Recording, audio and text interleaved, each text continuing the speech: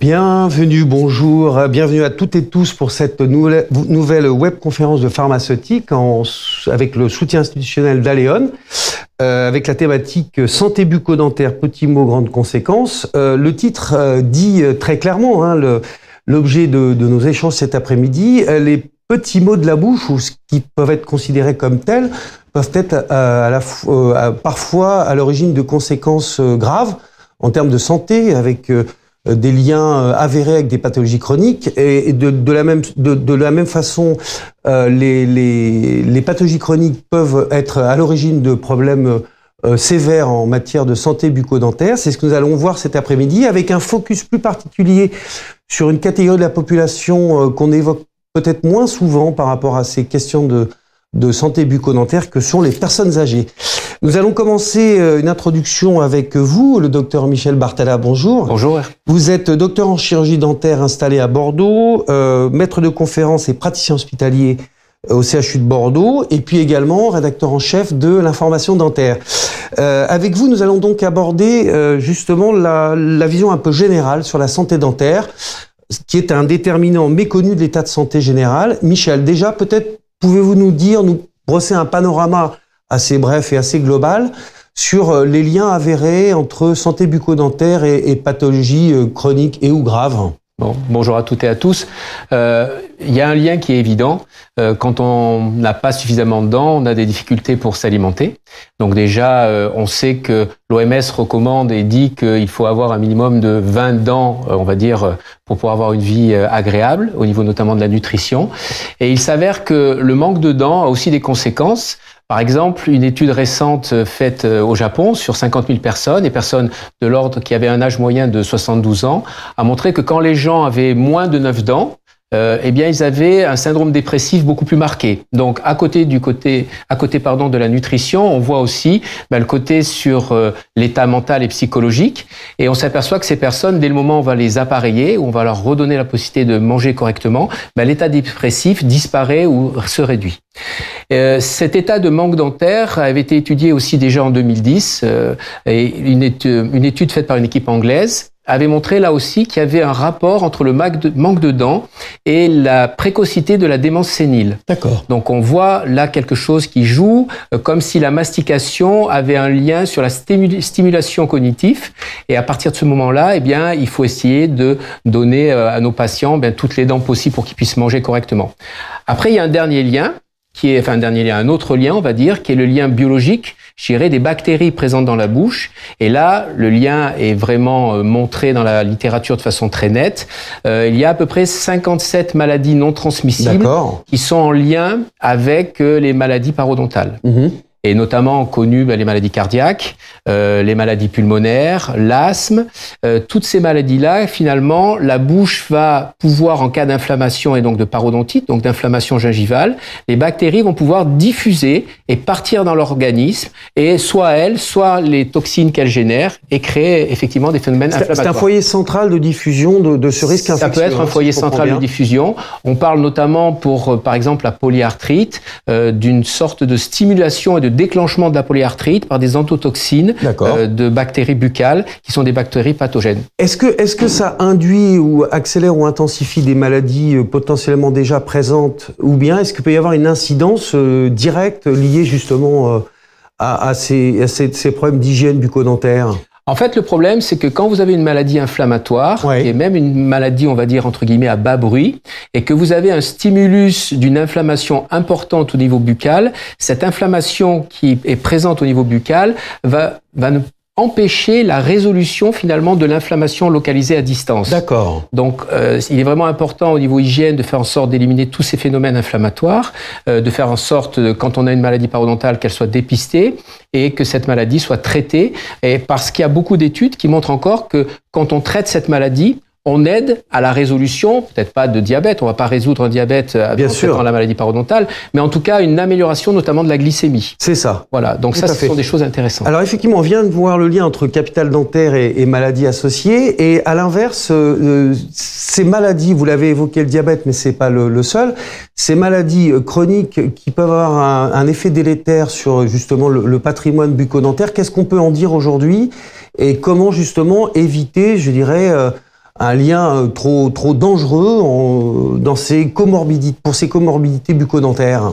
Il y a un lien qui est peu connu, c'est le lien notamment des apnées obstructives du sommeil et tous ces problèmes d'apnée nocturne avec le bruxisme. Le bruxisme qui est l'action de frotter ses dents fortement et de provoquer une usure excessive. D'accord. Il semblerait aujourd'hui que les gens qui ont un syndrome de bruxomanie, eh bien, ça soit une réaction nocturne pour finalement reprendre leur respiration et re-oxygéner leur cerveau. Complètement. Et donc, par exemple, au CHU de Bordeaux, sous l'influence du professeur Dinco, dès qu'on dépiste quelqu'un qui a des usures anormales au niveau dentaire et d'origine bruxomanie, on va systématiquement lui conseiller de faire une consultation en médecine du sommeil pour pouvoir dépister ça, parce que l'apnée du sommeil, c'est 30% d'AVC en plus, c'est 30% d'infarctus en plus, et donc à partir de ce moment-là, le rôle du chirurgien dentiste dans le dépistage de ces situations est vraiment primordial. D'accord.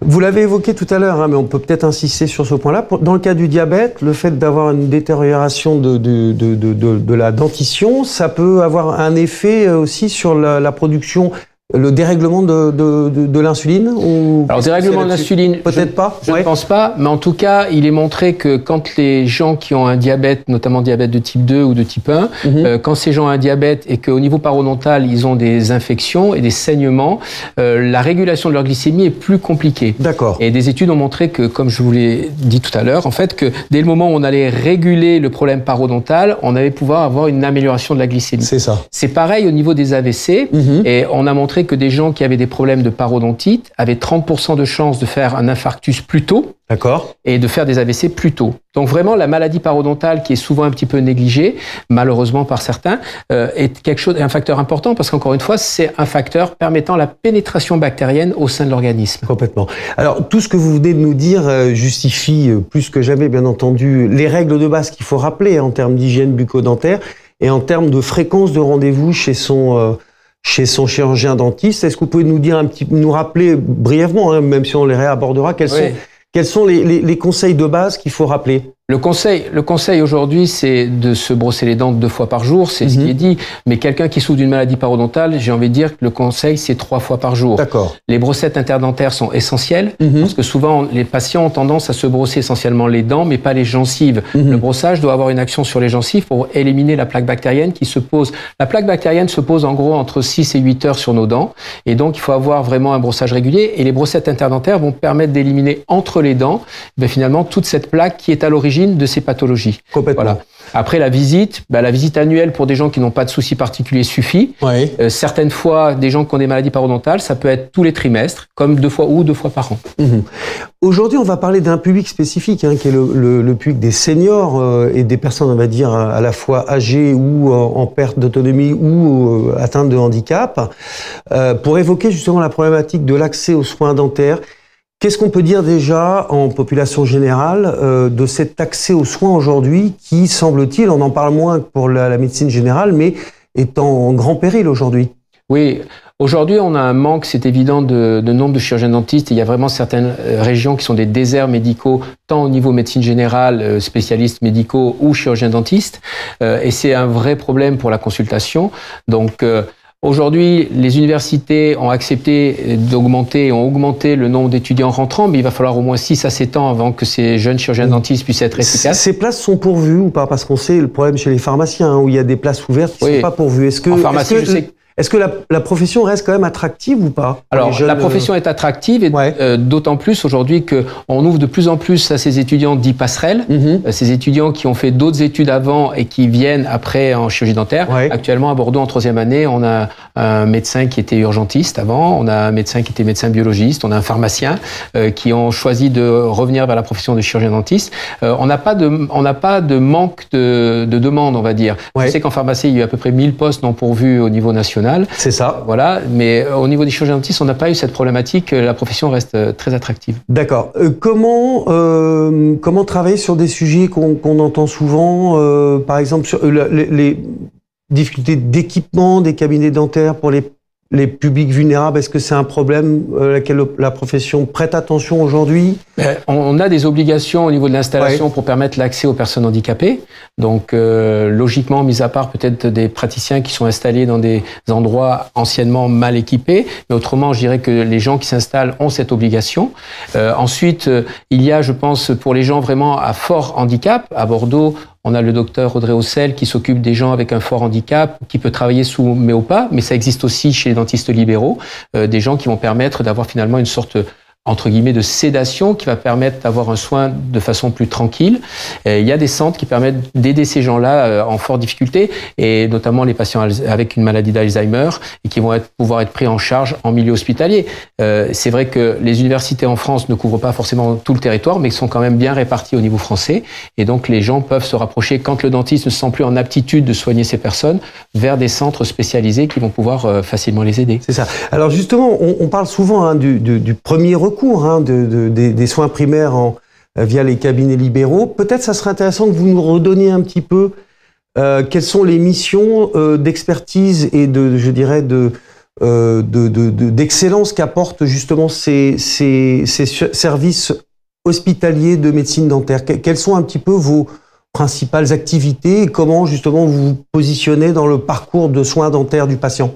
En fait, au niveau hospitalier, je dirais que l'hôpital est en aptitude de faire tout ce qui est fait dans le libéral. Bien sûr. Après, on a des services un peu plus spécialisés. Pourquoi? Parce que il faut comprendre qu'il y a certains soins de patients qui vont demander beaucoup de temps et donc qui vont générer quelque part un problème entre guillemets, même si le terme médico-économique. Voilà, médico-économique. Et à partir de ce moment-là, l'hôpital peut prendre le temps de soigner ces gens avec toute l'attention qu'ils nécessitent. Je veux dire, quand vous avez des enfants qui ont des problèmes psychologiques importants, il faut prendre du temps. Bien sûr. Et l'hôpital peut apporter ses services avec une grande compétence. Sans oublier les consultations dédiées aux personnes en situation précaire qui existent dans les hôpitaux, où souvent les soins dentaires sont parmi les principaux motifs de soins, si je ne m'abuse. Oui, parce que les gens précaires ont besoin de pouvoir manger correctement. Bien sûr. Et c'est vrai qu'à l'hôpital, on peut leur offrir des soins. C'est vrai que les nouvelles lois qui sont passées, notamment avec le reste à charge zéro, a permis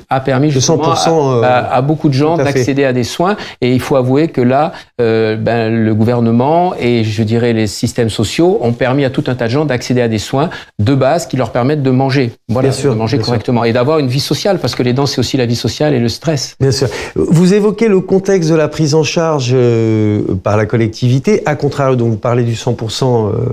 À contrario, le déremboursement de 70 à 60% des soins dentaires déplacés vers les mutuelles, comment est-ce que vous l'appréciez, vous, dans la profession? Le problème du déplacement de ces frais vers les mutuelles vont forcément amener une augmentation des tarifs de mutuelles. Bien sûr. Et donc, ça risque de pénaliser des gens qui ne pourront peut-être pas acquérir les mutuelles, qui leur donnent, je dirais, la possibilité de se faire soigner correctement. Et c'est vrai qu'aujourd'hui, par exemple, les soins parodontaux, qui sont des soins essentiels par rapport au sujet dont on traite aujourd'hui, sont très peu ou très mal remboursés et très mal pris en charge. Donc là, il y a un effort certain à faire pour faire en sorte que ces soins-là soient pris correctement en charge. On a aujourd'hui une limitation, par exemple, du nombre de détartrages par an avec tous les semestres. Il y a des gens qui ont des maladies parodontales qui vont avoir besoin peut-être de détartrage tous les 3 mois, tous les 2 mois, tous les 4 mois. Et en fait, donc là, c'est pas pris en charge. Non, parce que vous avez le droit à. Ou alors, il faudrait que ça rentre dans le cadre d'une ALD, par exemple, j'imagine. Même pas, d'accord. Le détartrage, c'est tous les 6 mois. Voilà. Donc c'est des choses qu'on n'imaginait pas, mais ça a l'air de rien, mais il faut les évoquer. Voilà, c'est un vrai problème. Après, je pense que il y a un sujet qui me tient à corps. On a aussi un rôle au niveau social de dépistage. De dépistage chez notamment les jeunes adolescents qui ont des problèmes d'anorexie, parce que l'anorexie amène souvent des problèmes d'usure. Alors, je sais qu'on parle des personnes âgées, mais c'est aussi un autre problème. Avec vous, on parle de tout. De tout. Mais chez les personnes âgées, on trouve des phénomènes d'érosion, d'abrasion dus à des phénomènes qui peuvent être des reflux gastro-œsophagiens. Et chez les jeunes, on peut dépister des jeunes qui sont en difficulté et qui ont des problèmes justement d'anorexie, parce que ça va amener des usures excessives au niveau des dents et qui peuvent des fois nous faire prendre conscience.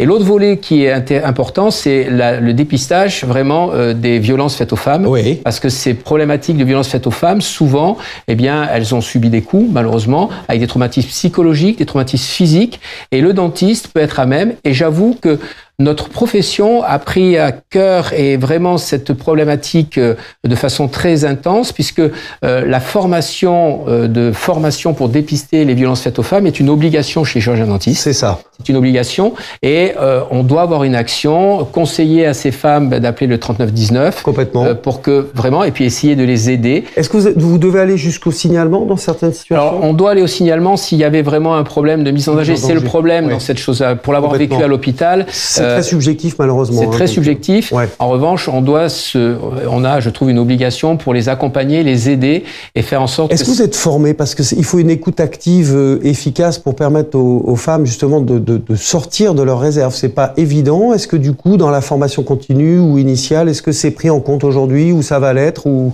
Alors, dans la formation continue, je ne sais pas au niveau de toutes les universités. Nous, à Bordeaux, on a la chance d'avoir le docteur Delphin qui est vraiment très spécialisé là-dedans. Moi, j'ai fait la formation de violences faites aux femmes avec le docteur Delphin qui nous a formés, nous a appris avec un psychologue, avec quelqu'un spécialisé dans le droit, comment se comporter et ce qu'il fallait qu'on fasse. Et j'invite tout le monde, enfin tous les praticiens qui nous écoutent et les praticiennes à faire cette formation. C'est très important. Et ça permet d'avoir d'ailleurs un regard assez différent par rapport à cette problématique et de faire en sorte que quand on se trouve dans la situation, pour l'avoir vécu, eh bien, on est à même d'aider la femme en difficulté, de lui donner les bons conseils, d'essayer de l'orienter, même si c'est pas toujours facile parce que parfois il y a un refus de faire quelque chose de la part de ces personnes. C'est ça. Quand on voit que le cabinet dentaire peut aussi être un espace citoyen, ce qu'on ne pense pas forcément, est-ce qu'on a oublié des choses, Michel, pour ce tour complet? Moi, je crois que très complet. Oui, ce qu'on peut conseiller aux gens de façon à nos auditeurs, je dirais, c'est suivre leurs dents, faire un brossage régulier, aller voir leur chirurgien dentiste. Dès qu'ils ont le moindre saignement gingival, aller voir leur praticien parce que c'est souvent le signe d'alerte. Et à partir de ce moment-là, se faire traiter parce que la santé bucco-dentaire peut avoir un impact terrible au niveau général et une bonne santé dentaire peut donner une bonne santé générale. Merci beaucoup, Michel. Avec plaisir. À bientôt. À bientôt. À tout de suite, donc pour la première table ronde sur la santé bucco-dentaire et les personnes âgées, comment préserver leur capital santé. À tout de suite.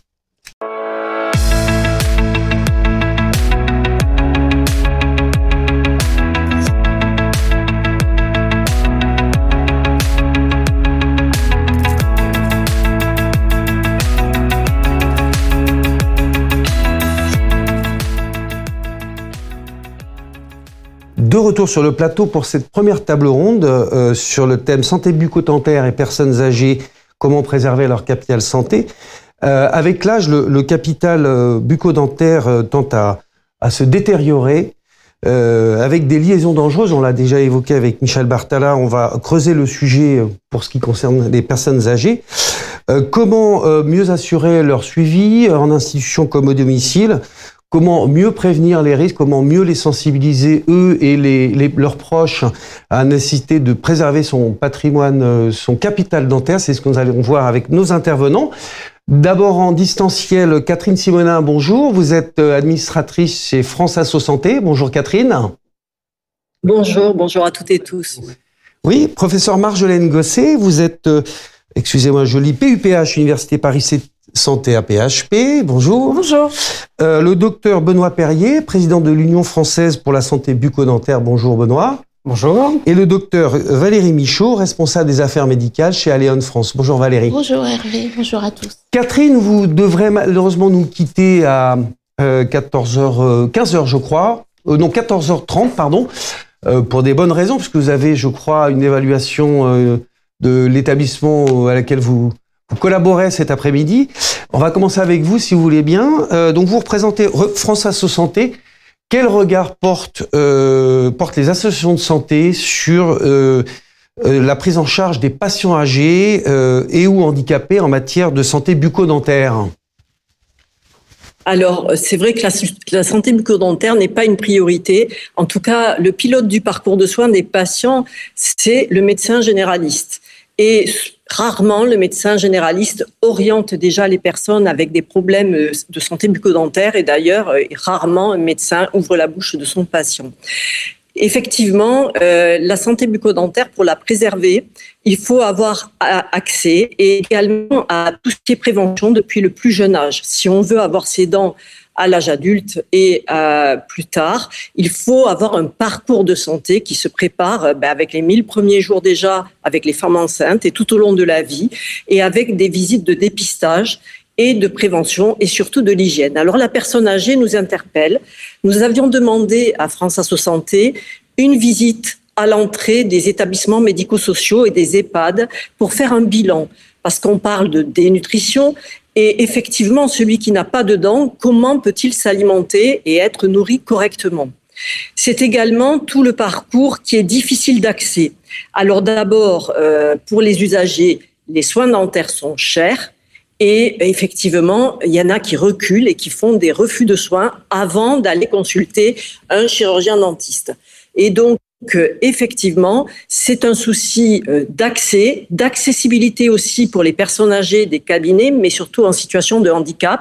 Certains n'ont pas accès et en fonction du handicap, vous en avez parlé à la table ronde précédente, certains établissements proposent par exemple pour des troubles cognitifs importants des soins sous méopa ou en bloc opératoire, mais ce n'est pas le cas. Et devant la pénurie de professionnels de santé, eh bien, l'accès est conditionné à vraiment avoir sur les territoires une réflexion stratégique au niveau du projet régional de santé. Vous avez évoqué la problématique des coûts liés aux soins dentaires. C'est d'autant plus vrai pour les personnes âgées parce qu'on sait que pour une partie d'entre eux, notamment lorsqu'ils sont à la retraite, les cotisations des complémentaires santé sont fortement majorées. Donc, est-ce qu'on sait, par exemple, si c'est un motif, parmi d'autres, de renoncement aux soins? Est-ce que c'est en tête des motifs de renoncement aux soins, notamment chez les personnes âgées et précaires, bien sûr? Alors, il y a une confusion dans les usagers sur la compréhension comment marche le système de la santé bucco-dentaire. Les soins dentaires sont remboursés, sauf s'il n'y a pas de complémentaire santé en effet. Alors, les contrats individuels qui augmentent au niveau des cotisations avec l'âge et le risque, bien évidemment, au fil du vieillissement de la personne, deviennent de plus en plus chers et parfois rédhibitoires. Il y a aujourd'hui en France 2,5% de la population sans complémentaire santé, ce qui fait 4%, et 2,5 millions de personnes. Et ça va sûrement augmenter au regard de l'augmentation des cotisations sur les contrats individuels cette dernière année, qui tournent entre 10 et 20%. Donc, devant la précarisation des personnes, alors c'est pas les plus précaires sont éligibles à la complémentaire santé solidaire gratuite ou payante, mais ceux qui sont à peu près avec un revenu par personne de plus de 1 093 € jusqu'à 2 000 €, ces personnes seront impactées et ne pourront pas assurer leur complémentaire santé. Et là, c'est une désinsertion du système de santé. Oui. Et après, je voudrais rajouter que sur la personne âgée, il faut savoir que les dents, ça contribue aussi à l'interaction sociale. Plus on avance dans l'âge, si on n'a pas ces dents, si on n'est pas socialement, donc avec possiblement avec s'isoler, enfin les personnes s'isolent si elles n'ont pas une réhabilitation de leur état dentaire. Et ça amène un déclin cognitif, c'est-à-dire que les interactions sociales de la personne âgée, c'est important pour maintenir les fonctions cognitives. Donc la chirurgie dentaire agit sur cet axe-là, mais également sur les dépistages des cancers. Je suis impliquée à la Ligue nationale contre le cancer également. Et il me semble que dans les dépistages des cancers bucco-dentaires, le chirurgien dentiste a une part importante et on sait qu'avec le vieillissement de la population, il y a plus de cancers. C'est d'autant plus important de le rappeler que Michel Bartala l'a dit tout à l'heure, les soins, je dirais, de support ou conservateurs ou complémentaires par rapport à des pathologies chroniques sur le plan dentaire sont pas toujours intégrés dans le champ de l'ALD, donc de la prise en charge à 100%, Catherine. Oui, c'est exactement ça. Dans le champ du cancer, il y a des conséquences des traitements en oncologie. Il y a des conséquences également dans les maladies immunitaires, qui diminuent l'immunité. Il y a aussi des conséquences sur le diabète et puis aussi les maladies cardiovasculaires où il faut avoir un état dentaire qui est en bon état avec des risques majeurs pour la personne si elle a des infections récurrentes. Et évidemment, certains soins ne rentrent pas dans cette ALD. Et ensuite, tout ce qui concerne la parodontie, il y a des dépassements dépassement. Alors, le 100% santé pour la prothèse dentaire a amélioré l'accès pour les personnes à une réhabilitation, et ça, c'est une très bonne nouvelle. Par contre, pour les soins parodontologiques, bien évidemment, les dépassements d'honoraires sont rédhibitoires pour une certaine catégorie de la population, et notamment les personnes âgées qui perdent en revenus avec des retraites parfois minimes. C'est ça. En complément de ce que vous venez de nous dire, est-ce que vous pouvez peut-être nous rappeler quelles sont les principales demandes aujourd'hui des associations de France Asso Santé et de l'ensemble des associations de patients qui sont directement concernés par ces conséquences bucco-dentaires? Est-ce que vous pouvez nous rappeler peut-être ce qu'on n'aurait pas dit et qu'il faut mettre sur la table des revendications légitimes, puisque c'est un des rôles de France Asso Santé? Alors, dans les revendications, il y a tout le volet prévention. C'est un peu occulté aujourd'hui. Le système MT-Dent aussi pour les jeunes est un système qui va bien, mais faut-il encore que les personnes viennent dans les cabinets dentaires et puissent obtenir un rendez-vous? Ça va passer au 1er janvier 2025 sur des invitations annuelles. Sur les enfants de 3 à 21 ou 24 ans, je ne sais plus la date, l'âge qui va être butoir, mais ça va passer sur des convocations annuelles. Et de faire aussi en sorte que les personnes en situation de maladie chronique aient un peu d'éducation thérapeutique pour justement les sensibiliser sur l'importance d'avoir une bonne hygiène dentaire. Et après, sur la formation des professionnels de santé, c'est de sensibiliser les médecins généralistes à orienter les personnes vers leur chirurgien dentiste dès qu'il y a un risque. Je pense que c'est fait dans certaines situations, mais pas dans le vieillissement de la population, mais également former, par exemple, dans les EHPAD, les personnes qui font des soins aux personnes âgées et qui ne brossent pas les dents des personnes âgées. Elles proposent des bains de bouche, mais c'est largement insuffisant.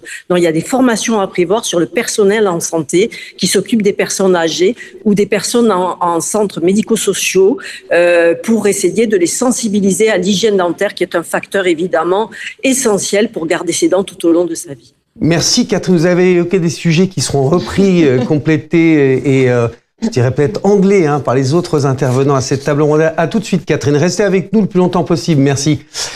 Tant que vous le pourrez. Marjolaine Gosset, donc Michel Bartala a évoqué les liens dangereux entre pathologie chronique et affection bucco-dentaire.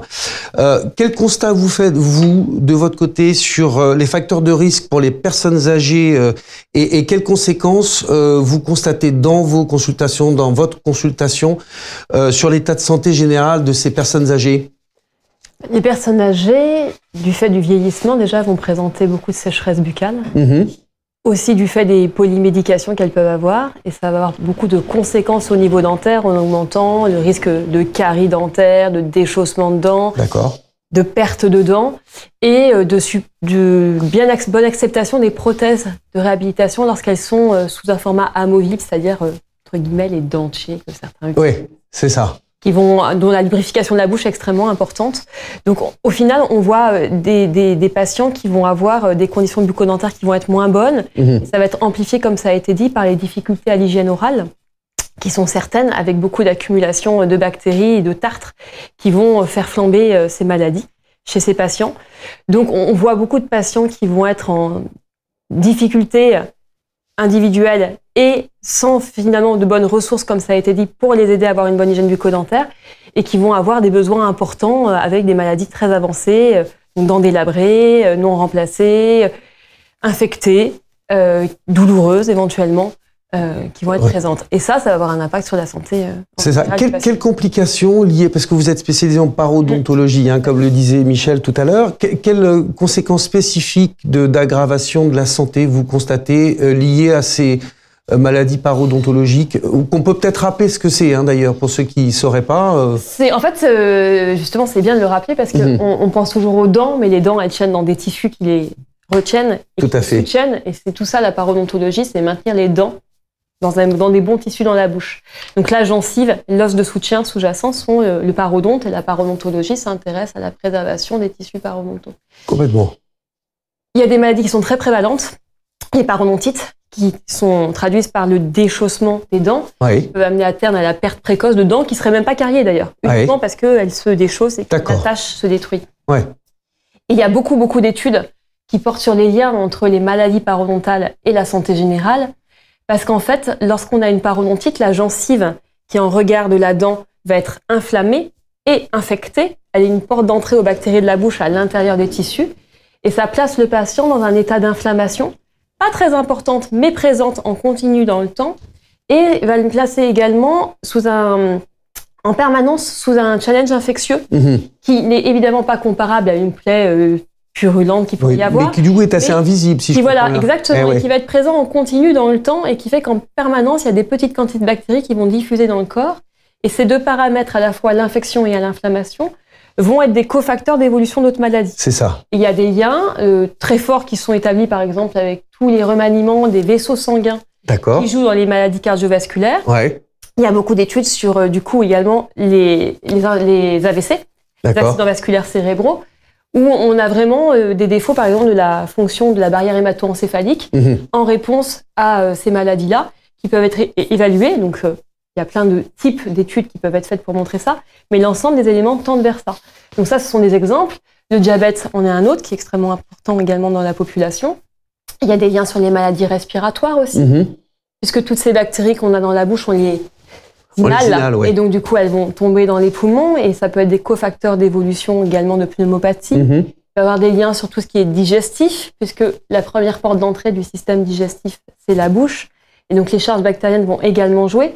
Donc on voit bien qu'il y a des liens sur beaucoup de pathologies. Après, ces liens, ils vont être un des cofacteurs parmi tant d'autres.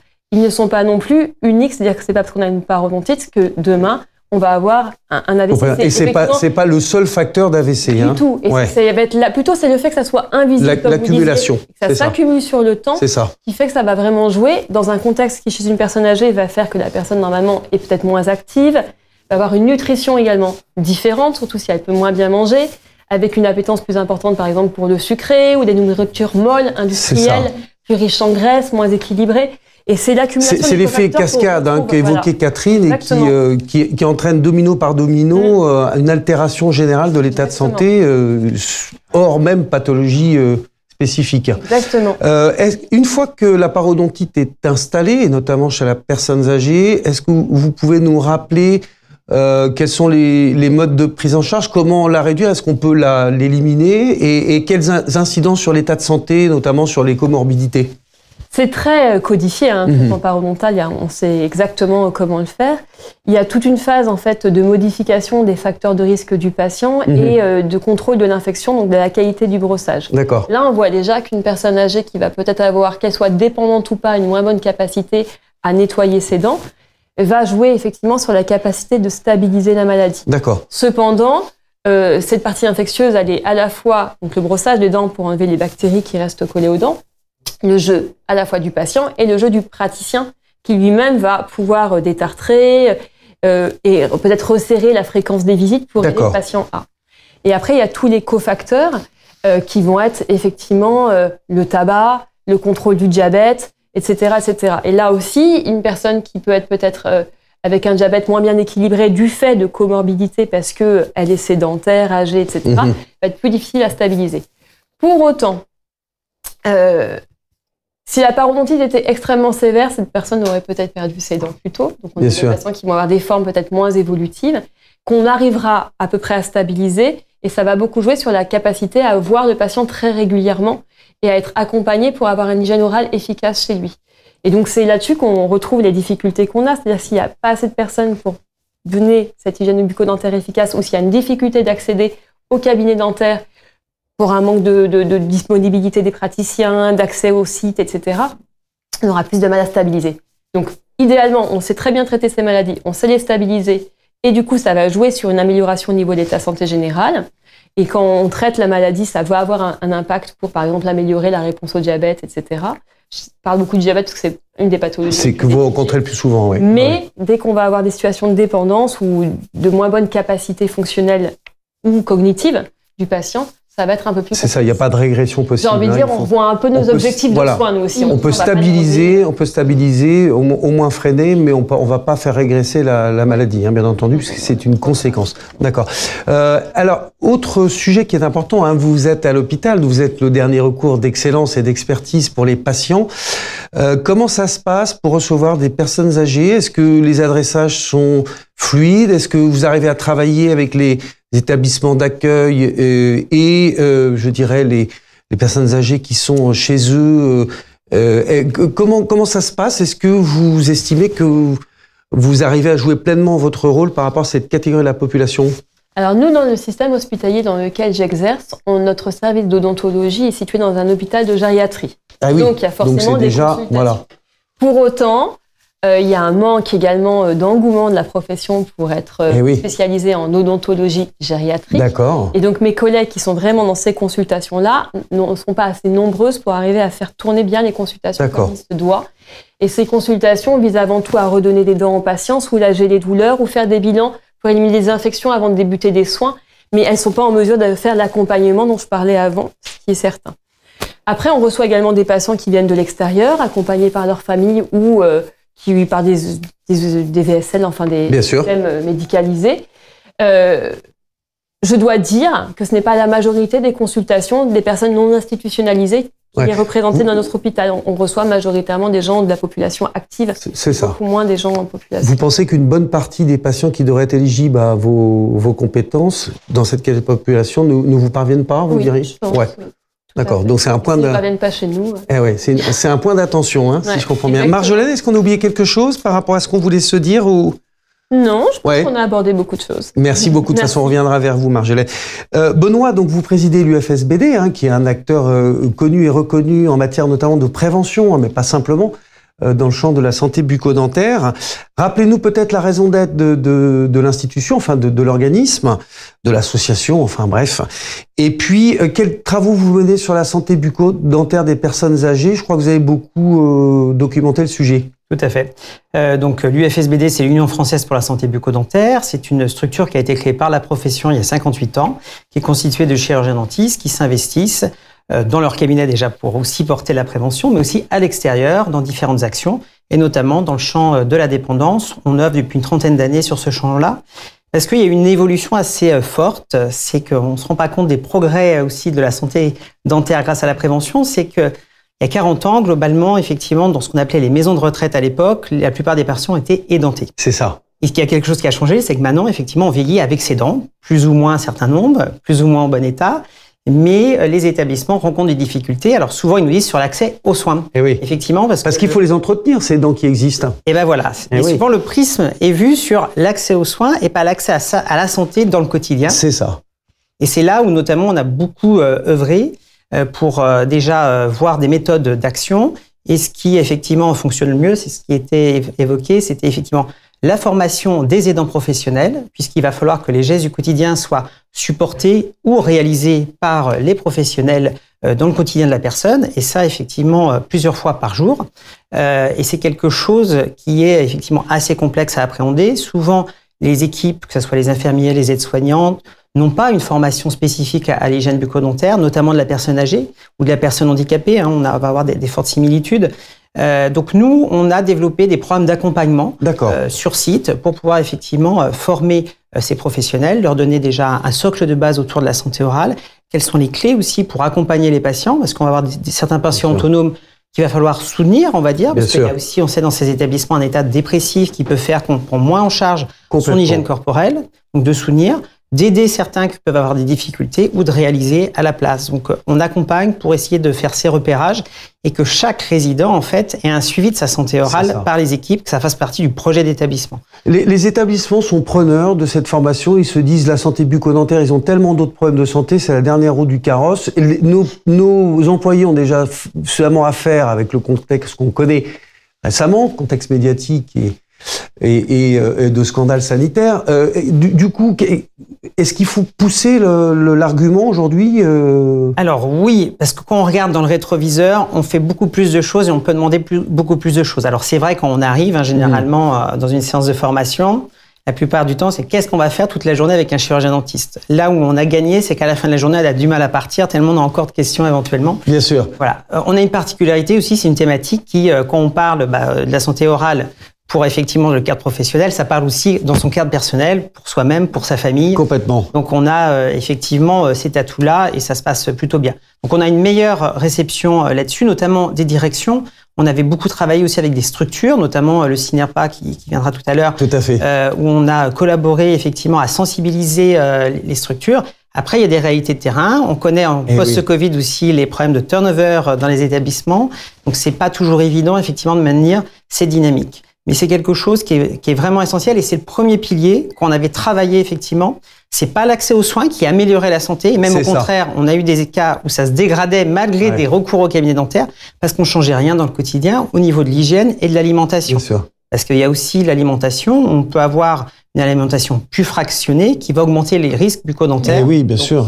Tout est lié. Hein. C'est vraiment une approche holistique, la santé bucco-dentaire par excellence. Alors, le souci, la difficulté, vous me dites si je me trompe, mais brosser les dents de son résident 3 fois par jour, c'est un geste d'une intimité difficile à assumer pour les salariés, à qui on peut d'ailleurs par moment reprocher des gestes déplacés. Enfin, il y a eu quelques affaires dans ce sens-là. Donc, je suppose que c'est extrêmement touchy. Comment est-ce qu'on arrive? Est-ce qu'on leur donne un canevas de communication, d'échange avec le résident? Alors, plus que ça, déjà, il faut travailler sur l'expérience. On travaille sur des jeux de rôle. Il faut aussi voir ce que c'est qu'effectivement de recevoir l'hygiène par un tiers. Bien sûr. Donc ça, c'est des activités qu'on mène en formation. Parce qu'on ne peut pas brosser comme ça les dents à un tiers. Vous pouvez faire le test ce soir chez vous avec votre femme. Et effectivement, il y a des codifications. Après, sur l'approche du résident, ils ont le savoir-faire. C'est l'approche bucco-dentaire, effectivement, où on va leur donner des clés supplémentaires. C'est ça, exactement. Ça, effectivement, chacun a son rôle et son savoir-faire. Donc nous, c'est effectivement codifié. Alors déjà, dans les établissements, on peut dire que 2 fois par jour, l'hygiène, ça serait très bien. Et oui. De pouvoir avoir effectivement du matériel éventuellement qui soit adapté pour faciliter l'hygiène, notamment quand on réalise l'hygiène à un tiers, le brossage électrique est quand même beaucoup plus fiable effectivement pour pouvoir réaliser ce brossage. Aussi sur des personnes qui ont des difficultés manuelles, ils peuvent aussi peut-être maintenir eux-mêmes leur brossage grâce à ces brossages électriques. Et puis il y a différents adjuvants qu'on va voir en fonction des besoins. Et ça aussi, c'est de pouvoir initier ou maintenir un lien avec un chirurgien dentiste pour qu'il puisse aussi être force après de conseils, de propositions vis-à-vis des équipes sur des adaptations des protocoles d'hygiène. Bien sûr. Alors, on va en profiter pour balayer des idées reçues que je vous ai soumises quand on a préparé cet échange et vous m'avez fait remarquer à juste titre que c'était pas le cas du tout.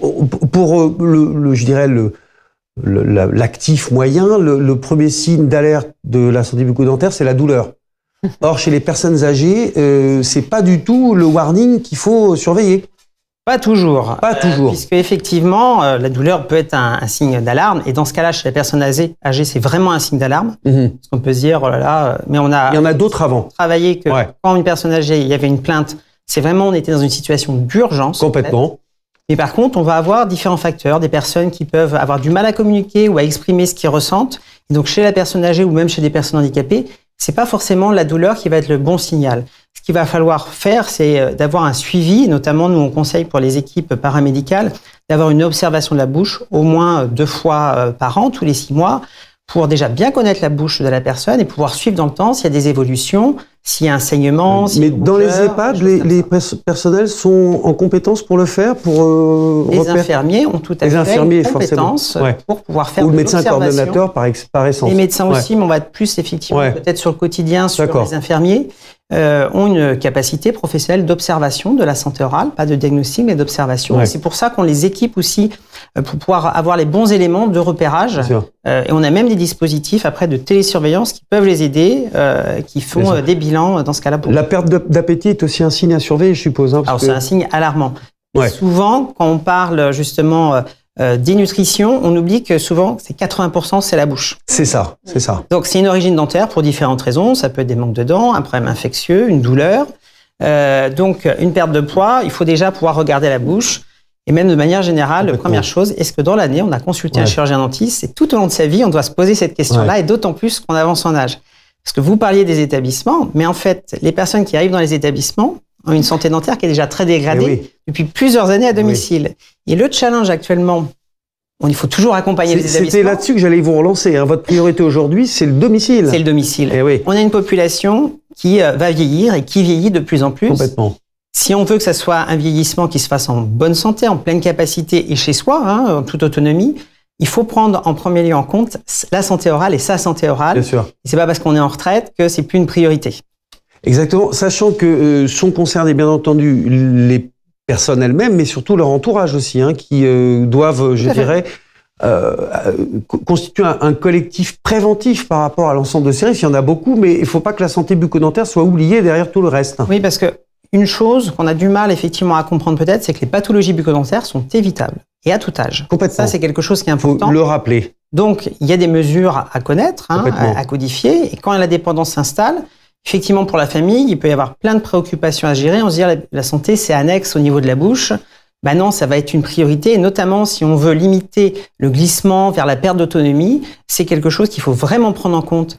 Et c'est même une difficulté dans les établissements où souvent les établissements recommandent des suivis chez le chirurgien dentiste, mais les familles ne comprennent pas et même s'y opposent presque, ce qui peut gêner effectivement après la coordination médicale. Complètement.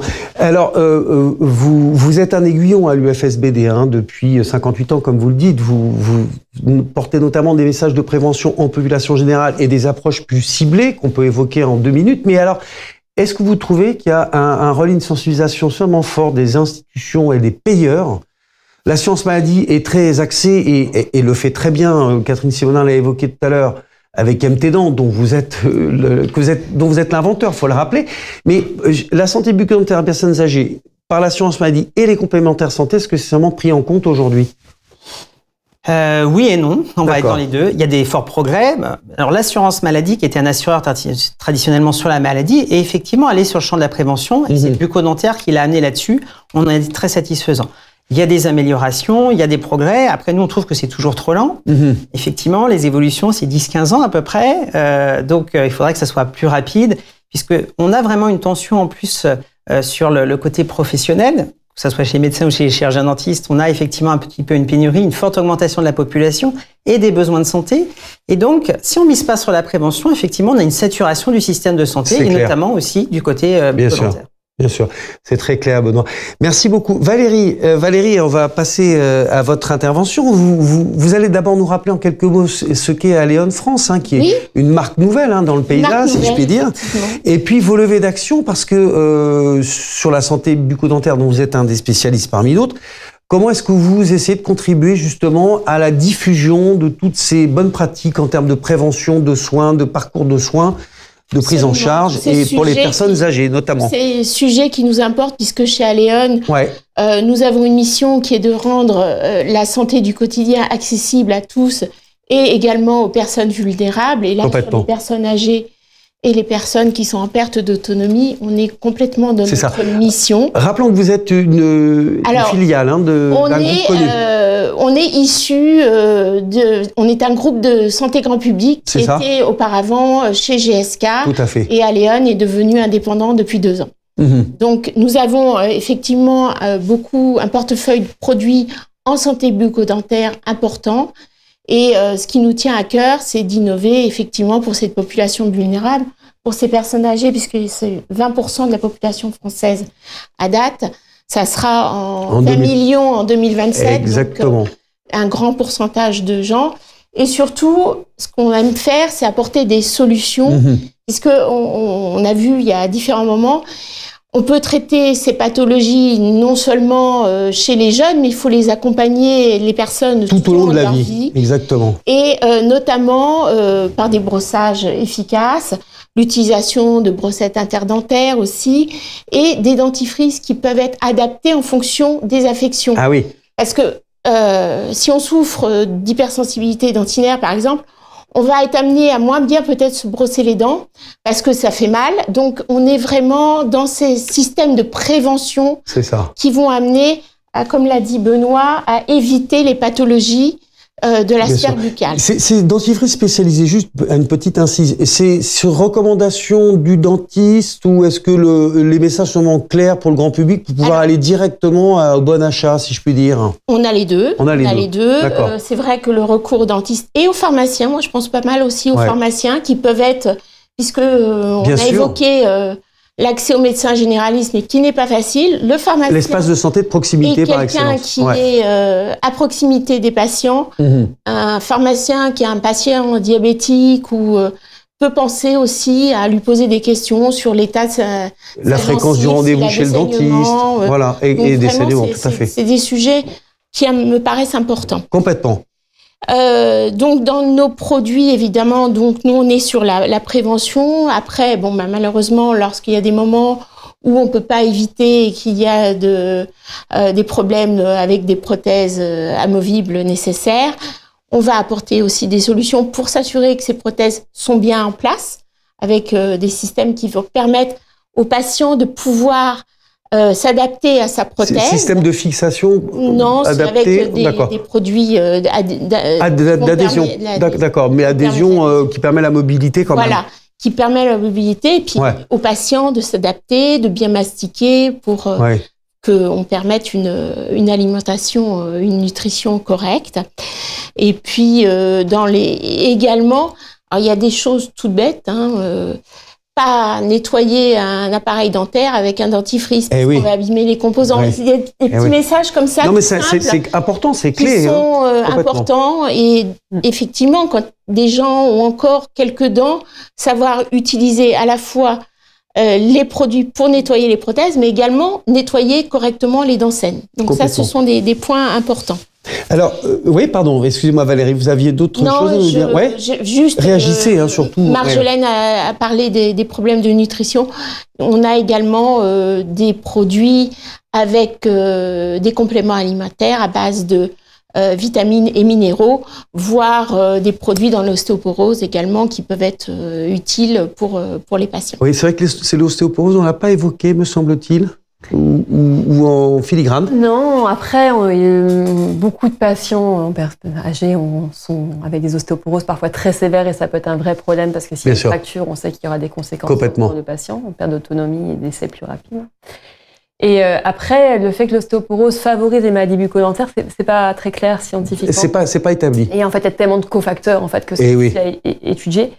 Par contre, que le patient ostéoporotique qui va avoir des traitements spécifiques pour ça, notamment les bisphosphonates, etc., ait besoin d'avoir une très bonne santé bucco-dentaire, ça c'est certain. D'accord. Parce que les infections dentaires peuvent avoir des conséquences locales et si l'os des mâchoires va être modifié du fait de prendre les traitements, bien sûr, ça pourra avoir des conséquences infectieuses importantes. D'accord, donc on voit bien les bilans avant le suivi absolument global que ça nécessite. Exactement. Avec prise en compte des éventuelles interactions et de la iatrogénie, etc., etc. Comme la bouche doit être saine quand on a un traitement chimiothérapie. Exactement. Merci pour cette incise, Marjolaine. Alors peut-être deuxième champ de question. Vous êtes comme toutes les entreprises de santé qui sont, je dirais, un peu sur tous les pans d'intervention. Vous essayez d'avoir un regard, je dirais, constructif sur l'organisation, notamment de l'accès aux soins. Quels sont, selon vous, les obstacles qui, justement, s'opposent à une optimisation de la prise en charge des patients âgés en termes sur le plan bucco-dentaire et comment, selon vous, les résoudre? Alors, pas vous tout seul, bien entendu, mais toutes les solutions. Mais avec, voilà. Non, mais comment vous voyez les choses, puisque vous travaillez sur ce sujet? Bien sûr. Alors, ça a été évoqué à plusieurs reprises. Il y a l'accessibilité aux chirurgiens dentistes. On sait qu'en moyenne, en France, c'est 28 jours pour obtenir un rendez-vous.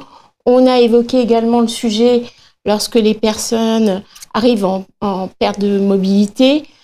Le problème que Marjolaine évoquait, avoir accès à une consultation déjà en gérontologie, c'est difficile. Eh oui. Moi, je l'ai vécu, j'ai jamais réussi à obtenir ce rendez-vous.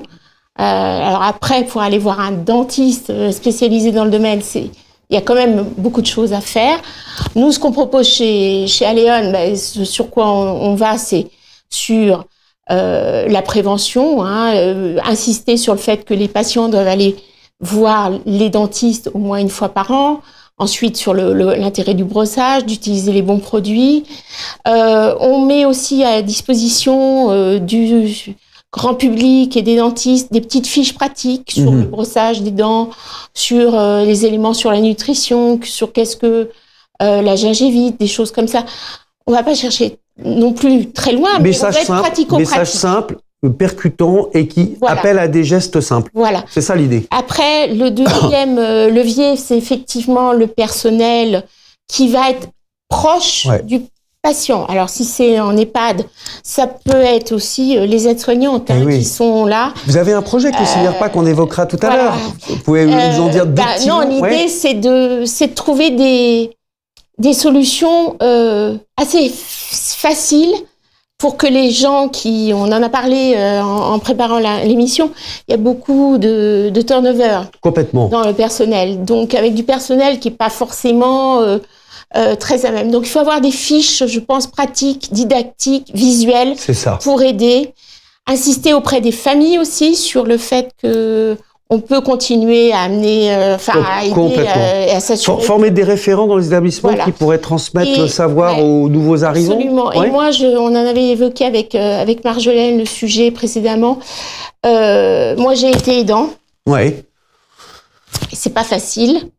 Et on ne pense pas à la santé bucco-dentaire. Complètement. Je pense qu'on pourrait aussi faire des fiches avoir des messages pour les aidants spécifiques pour les aidants, toutes pathologies confondues, en disant voilà. Et n'oubliez pas les dents. Pas nettoyer un appareil dentaire avec du dentifrice. Moi, je l'ai fait la bêtise, donc maintenant je le ferai plus. Mais j'ai plus l'occasion. Donc voilà. Et puis on met aussi à disposition. On souhaite aussi également tout ce qui est innovant, des bucobus. Enfin, je sais pas. On regarde. Oui, on va le voir tout à l'heure. Et puis on salue l'UFSBD qui avait avec son guide spécialisé. On est cette année aux côtés de l'UFSBD. Donc tout ce qui pourra être vous serez aux côtés de toutes les initiatives porteuses de messages simples et efficaces. Voilà. Ça marche. Alors, deux, trois questions en forme de commentaires qui viennent à l'appui de ce qu'on s'est dit. L'odontologie gériatrique devrait devenir une spécialité, sauf qu'il faudrait qu'elle soit plus attractive. Oui, c'est un problème d'attraction. Même les diplômes universitaires ne tournent pas parce qu'il n'y a pas assez de personnes qui souhaitent se faire. Exactement.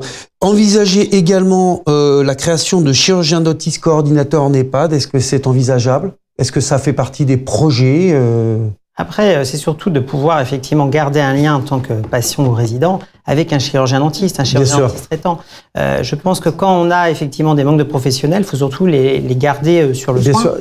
Ça pose la question de peut-être de l'insuffisante implication des chirurgiens dentistes dans les collectifs type CPTS, MSP. Alors ça, c'est effectivement une problématique où les professionnels dentaires sont peu présents dans ces dispositifs qui sont des dispositifs de coordination et qui permettent de faire plus de liens avec les professionnels. Complètement. Que ce soit les médecins, où effectivement sur le bucco-dentaire, les médecins ont des difficultés, mais c'est vrai qu'on ne discute pas, je pense, assez avec eux en proximité. Les établissements aussi se retrouvent dans ces structures-là, donc on a tout intérêt effectivement en tant que chirurgien dentiste à pouvoir s'inscrire dans ces dynamiques pour apporter aussi notre savoir à l'organisation, de pouvoir avoir des temps d'échange et du partage d'expérience.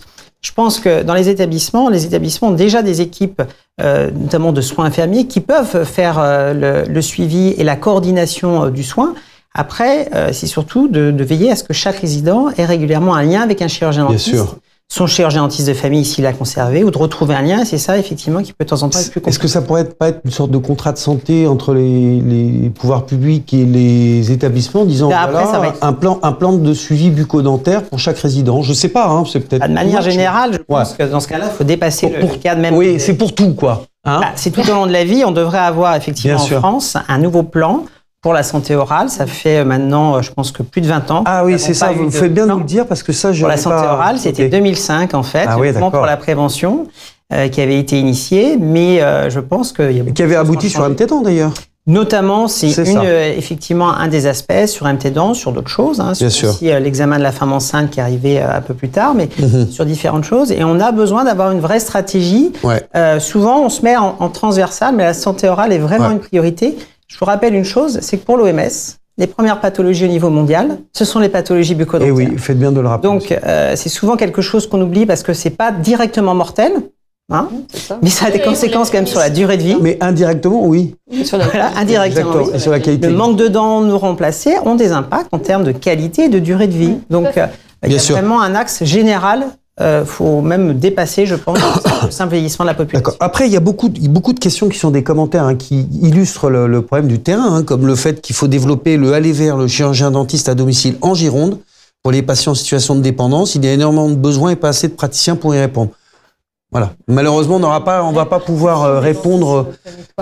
Exactement. Il faut pas oublier une chose, par contre, quand même, on a un cas d'exercice, comme on l'a rappelé, c'est la chirurgie dentaire. On a quand même un cas d'exercice qui nécessite d'avoir un certain plateau technique où aussi ces soins-là ont un aspect quand même invasif et d'avoir une sécurité médicale pour la prise en charge, notamment sur des patients qui peuvent avoir des comorbidités. Donc c'est un aspect quand même qu'il ne faut pas oublier. Et qui forcément, malheureusement, conditionne un peu la mobilité de ces solutions, quoi. Là où on manque, par contre, c'est de praticiens, notamment dans les structures hospitalières. D'avoir effectivement, on a beaucoup de praticiens de ville, mais pour certains actes, notamment sous sédation intraveineuse ou l'anesthésie générale, c'était évoqué, on a un manque de plateaux où l'odontologie n'est pas accessible. Merci. Alors, excusez-moi, la montre tourne, il est déjà 15h04. Merci infiniment à tous les quatre. Et puis, à tout de suite pour la table ronde suivante. Merci.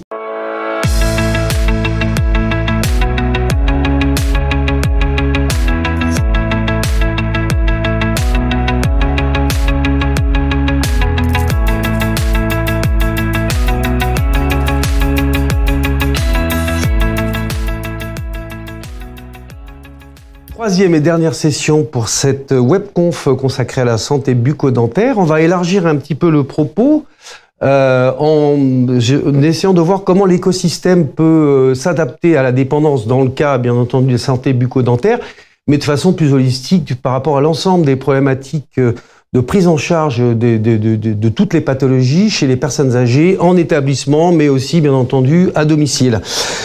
Pour en parler, trois personnalités sont avec moi sur le plateau ou en distanciel. Laurence Cristol, bonjour. Bonjour. Cristol, pardon, vous êtes députée Renaissance de l'Hérault et rapporteur de la proposition de loi Bien vieillir qui fait l'actualité. On va en parler immédiatement. Bonjour. Docteur Éric Carigère, vous êtes président de la commission médicale et soins du CINERPA, qui est le syndicat qui représente les EHPAD privés, hein, si pour résumer, également, ouais. Et associatif. Et Michel Maugan, vous êtes directeur général délégué aux soins, au parcours de vie, et parcours de santé à la Fondation EDIS. Vous êtes en distanciel parce que vous êtes dans votre territoire en Bretagne. Bonjour Michel. Tout à fait. Bonjour à vous. Merci. Laurence, on commence avec vous, je l'ai dit, hein, l'actualité est brûlante puisque vous avez été un des principaux acteurs de la proposition de loi Bien vieillir, qui, après un parcours de navette habituel entre l'Assemblée nationale et le Sénat, une commission mixte paritaire, a abouti hier soir avec un vote définitif pour les deux assemblées. Laurent, si vous pouvez peut-être nous présenter un petit peu les grandes avancées de cette proposition qui devient loi maintenant. Alors cette proposition de loi, elle avait été réfléchie depuis plus de 18 mois par les députés de la majorité. On avait souhaité apporter une pierre à l'édifice de l'avancée en âge. On sait qu'on est face à une transition démographique, qu'en 2030, il y aura plus de personnes de plus de 65 ans que de moins de 15 ans. Nous sommes face à un défi sociétal et nous avons souhaité, tout un chacun, dans ce groupe parlementaire, apporter ce qui nous semblait un dispositif important dans le parcours de cette transition démographique. Donc, dans cette proposition de loi qui a vécu un parcours un peu chaotique, un peu long, 18 mois, qui effectivement a été votée à une large majorité hier soir à l'Assemblée nationale après une CMP conclusive et des avancées du Sénat, nous avons des articles qui, je pense, ont tout leur sens dans justement la prise en charge de ce mur démographique que nous avons devant nous, notamment l'article 1, qui crée une conférence nationale de l'autonomie. Aujourd'hui, nous avons des politiques de prévention de la perte d'autonomie qui ne sont pas structurées. Nous avons besoin d'avoir un portage politique, une déclinaison territoriale, donner un vrai souffle à la prévention, puisque c'est un axe fort. Aujourd'hui, en France, nous vivons avec une très belle espérance de vie. On peut en être très très fiers grâce à de très grandes avancées de la médecine, mais nous vivons mal. Et nous sommes en perte d'autonomie de façon bien plus prématurée que dans d'autres pays de l'Union européenne. Donc nous avons un véritable enjeu de prévention et pour cela, nous devons impulser une dynamique nationale. Ensuite, nous avons la création du fameux guichet unique. Aujourd'hui, il n'est pas normal qu'une personne âgée ou ses proches, les aidants familiaux, fassent des guichets, des services différents pour avoir de l'aide. Donc nous avons créé ce fameux guichet unique. Guichet unique, c'est pour toutes les prestations sociales de santé. Qu'est-ce qu'on va trouver dans ce guichet unique? Alors, on va l'affiner au fur et à mesure. Oui, on a mis en place des départements pilotes. L'Hérault, mon département en est un. On va vraiment essayer de voir comment on peut structurer au mieux. Mais l'idée, elle est que dans une seule structure, on puisse avoir l'information l'analyse et le suivi ensuite. D'accord. Parce qu'aujourd'hui, on sait que 90% de nos personnes souhaitent vivre le plus longtemps possible à leur domicile. Nous avons un véritable enjeu de parcours résidentiel. Nous savons également que nous vivons de plus en plus âgés et de plus en plus dépendants dans les derniers temps et que nous avons besoin d'avoir des résidences, des EHPAD médicalisés qui puissent les accueillir. Donc, nous devons avoir un endroit, et puis aussi le signalement des maltraitances qui doit être également unifié.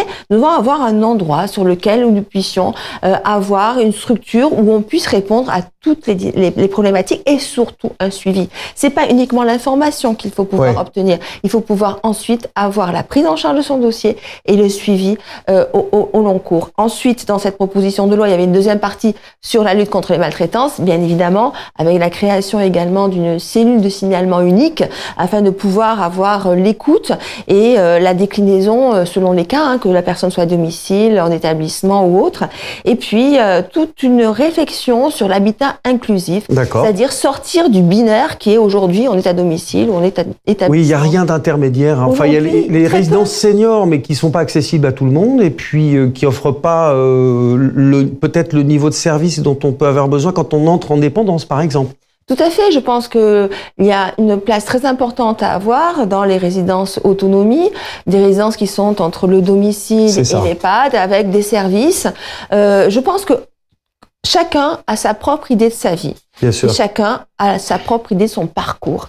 Et puis, nous devons pouvoir, nous, en termes de société, lutter déjà contre l'agisme, qui est qu'on regarde différemment une personne par rapport à son avancée en âge. Quel que soit l'avancée en âge, on a une place dans la société et on doit pouvoir apporter, notamment en termes de qualité de vie et de parcours résidentiel, la réponse la plus adaptée. Bien sûr. Dans le cas des personnes âgées, quand on voit que la prévalence des maladies chroniques forcément se précise avec l'avancée en âge, il y a deux mots-clés qui sont importants. C'est le diagnostic à temps par rapport à ces pathologies et ensuite l'adressage, l'orientation à temps vers les bonnes ressources pour pas qu'il y ait de discontinuité dans les parcours de soins et l'idée étant toujours de retarder le plus possible l'arrivée en établissement spécialisé. Tout à fait. D'ailleurs, dans le cadre du PLFSS 2024, nous avons déjà instauré les consultations de prévention. Tout à fait. À 4 âges clés de la vie. 65 ans, je crois. Alors, il y avait, en fait, 18-25 ans, donc, en entrée, donc, dans la vie active. En milieu 45 ans. 40-45 ans. Voilà. 60-65 ans. Avec des dominantes de thématiques à chaque fois. Tout à fait. Alors, après, c'est précisé. Il y a encore des expérimentations. Et puis, il y a une certaine, heureusement, flexibilité qui se met en place. Mais le principe étant, effectivement, de voir à quel moment, on peut lutter contre les addictions en ayant un message adapté, on peut parler de la souffrance au travail dans 40-45 ans, et puis surtout les consultations de prévention 60-65 ans, qui est vraiment cet âge clé dans lequel on peut prévenir la perte d'autonomie. Et d'ailleurs, dans le texte de loi Bien vieillir, il y a la diffusion du dispositif ICOPE, de dépistage de la fragilité, qui est inclus dedans. Qui était testé dans votre région. Qui était testé dans la région Occitanie, tout à fait. Et qui va être et qui produit des résultats très probants, si je ne m'abuse. Tout à fait. Parce que cette politique de la prévention, c'est vraiment... Vous pouvez nous rappeler en deux mots ce que c'est, parce que même si c'est presque c'est pas hors sujet, c'est un complément de sujet. Rappelez-nous le projet. Dans le cadre d'une consultation, le dispositif ICOPE permet de poser des questions qui permettent d'évaluer dans le temps quels sont les critères qui peuvent présager d'une perte d'autonomie. C'est ça. Et donc, ça permet d'évaluer de façon assez précoce ce qui peut et très complète, si je ne m'abuse. Très complète, même si... on peut toujours imaginer être encore mieux, très complète, afin effectivement donc de prévenir la perte d'autonomie, qui est vraiment au cœur du dispositif que nous devons avoir aujourd'hui. Et c'est vrai que c'est un parent pauvre, la prévention, c'est un parent pauvre, et le mettre en article premier de cette PPL Bien vieillir était, je pense, un signe fort, afin justement de montrer à quel point on veut prendre en charge cette transition démographique et apporter non seulement des années, mais de la qualité de vie. Bien sûr. Malheureusement, Laurence, on ne va pas pouvoir détailler toute la loi qui est importante et surtout qui devrait être complétée par le fameux serpent de mer de la loi Grand Âge, qui devrait être porté normalement par le gouvernement, qu'on ne saurait attendre plus longtemps, je l'espère en tous les cas. Alors peut-être pour revenir sur notre sujet recentré sur la santé bucco-dentaire, est-ce que la prévention en santé bucco-dentaire fait partie des éléments qui ont été identifiés par cette proposition de loi où vous ne pouvez pas couvrir tous les champs et ça n'est peut-être pas encore le cas? Alors, ça n'a pas été inclus de façon stricte dans le projet de loi.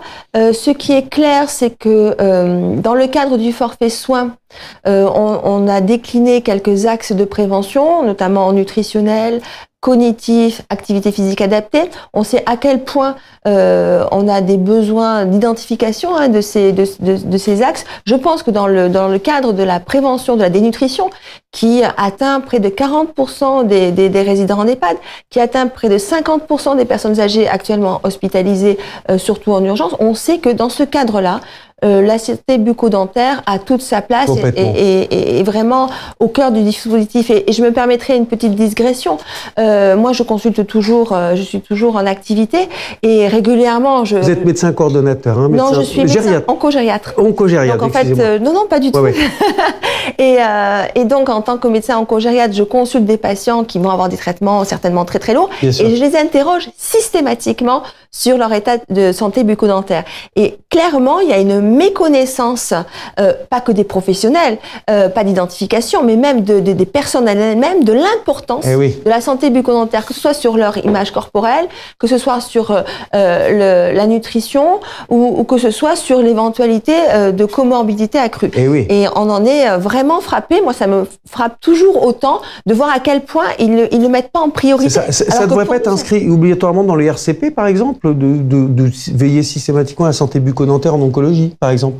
Non, dans ma consultation, ça les. D'accord. Parce qu'en fait, moi, je suis gériatre au départ. En gériatrie, c'est un élément qu'on a déterminé depuis très très longtemps. C'est sûr. Donc pour moi, je l'ai instauré, mais en oncologie, je pense pas que ce soit aujourd'hui systématique. D'accord. Et alors, j'ai cru comprendre que la santé bucco-dentaire pour les personnes âgées, ça va faire partie de des travaux que vous allez un petit peu creuser dans les semaines et les mois à venir. Totalement, parce qu'en fait, à l'occasion justement de l'étude, ces 18 mois d'étude de cette PPL, on a eu des échanges avec toutes les parties prenantes. Et j'ai été interpellée justement, on m'a dit, mais attendez, vous avez oublié quelque chose d'important, vous l'avez mis à part, alors qu'en fait, la santé bucco-dentaire est au cœur de la prévention de nombreuses maladies chroniques, de la dénutrition. Et effectivement, j'espère et je vais essayer de... C'est ça, donc avis à la communauté, Laurence Chrysol va interroger l'écosystème pour en savoir un peu plus et puis faire de nouvelles propositions sur le plan parlementaire. Totalement. Super, merci Laurence. Éric Carigère, donc vous présidez la commission médicale et soins du CINERPA. Alors déjà, si vous voulez réagir à ce qu'a dit Laurence, bien entendu, c'est open. Et je voudrais savoir un petit peu au CINERPA, quel est l'état de vos réflexions actuelles sur le suivi de la santé bucco-dentaire chez vos résidents? Est-ce que c'est, je dirais, une priorité? C'est une chose que vous avez identifiée sur laquelle vous agissez? Alors le CINERPA, c'est vrai qu'il regroupe aujourd'hui un petit peu toute la filière qu'évoquait ma consoeur, c'est-à-dire qu'on a du domiciliaire, on a de la résidence-service, on a de l'EHPAD pour les personnes les plus avancées dans leur âge et dans leur dépendance. Évidemment, à travers la charte d'engagement du CINERPA, on a un volet particulièrement important sur tout ce qui va concerner la nutrition et l'alimentation et l'hydratation. Et évidemment, pour les gériatres que nous sommes, c'est un incontournable. La cavité bucco-dentaire est au cœur finalement peut-être de la définition du bonheur ou du bien-être de la santé, c'est-à-dire cet état de bien-être physique, psychique, social, spirituel et religieux. J'aime à dire de manière un peu carabine, et vous m'en excuserez, que la cavité bucco-dentaire, c'est le four à plaisir. C'est le carrefour de la vie, c'est le carrefour des sens.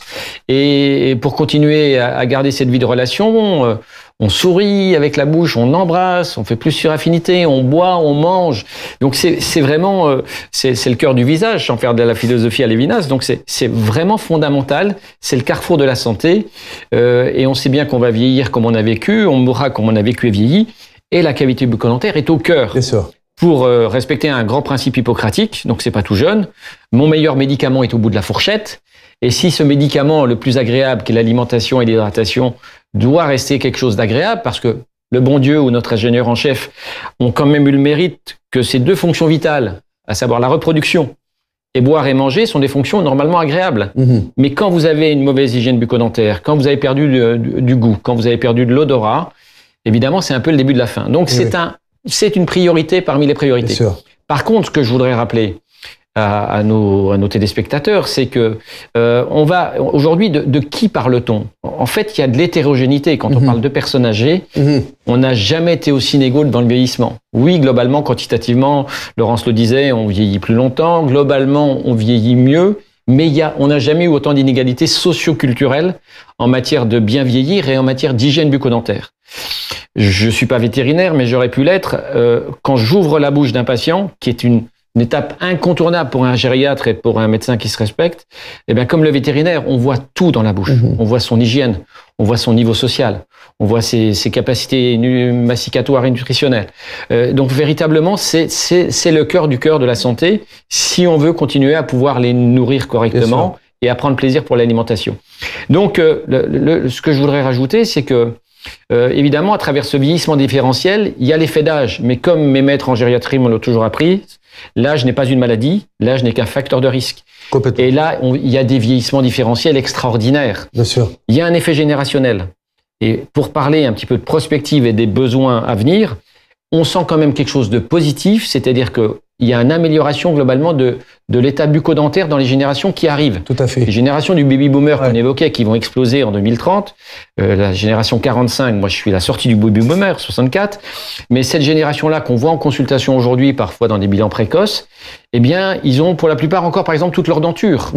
Alors qu'il y a simplement 10 ou 20 ans, à 50 ans, ils étaient déjà avec des dents obturées, des dents manquantes, des appareils dentaires, des prothèses, un appareil prothétique en haut et en bas. Donc les besoins vont changer.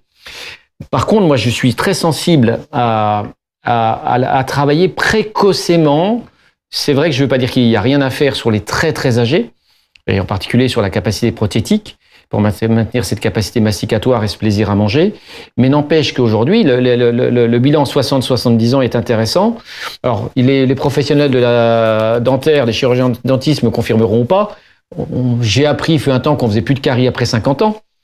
Donc, si on arrive à 50 ans avec un bon état bucco-dentaire, après, il y a l'histoire du parodonte, mais normalement, on devrait arriver à 90 ans, même à 100 ans, même Jeanne Calment, avec toutes ses dents. Bien sûr. Et donc, il va falloir l'entretenir. Bien sûr. Mais, encore une fois, il y a un effet générationnel. Les besoins des générations à venir sont pas celles des générations d'aujourd'hui. Et la difficulté qu'on a pour les plus grands dépendants avec le prothétique, alors je sais pas si l'innovation nous permettra d'y répondre aujourd'hui, ce qui crée le plus de soucis, d'angoisse et d'insatisfaction des résidents et de leur famille aujourd'hui, c'est la perte des prothétiques. Bien sûr.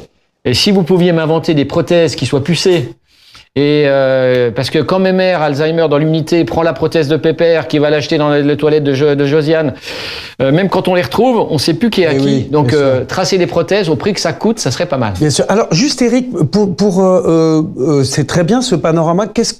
Comment ça se traduit de façon opérationnelle dans la sensibilisation, la formation?